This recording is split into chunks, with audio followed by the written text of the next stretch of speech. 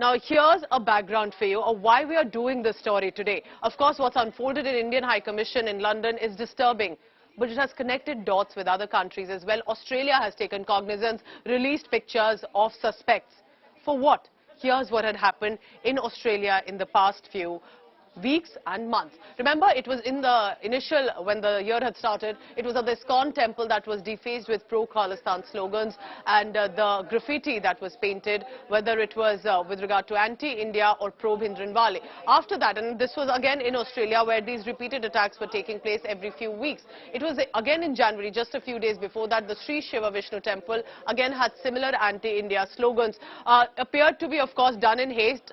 Police had been contacted as well, and now suspects and their images are being released. Swaminarayan temple, remember, in January was painted with anti-India graffiti as well. This is right now what had come to notice in Australia, and then a clash also took place, which the images have been released. So here I have some of the questions that perhaps Australia needs to look at very closely and why it hasn't done already. Like Canada, where there has been this rise and at least some level of funding and support, does Australia endorse the sort of ideological extremism that is emerging in their country?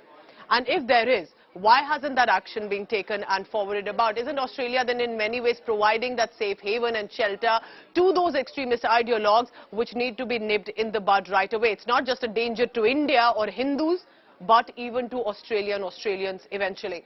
Why isn't Australia then banning and taking a strong cognizance of some of these groups, individuals, to ensure that they set a benchmark that their land will not be used for any sort of extremist activities? And does Australia value its relationship with India?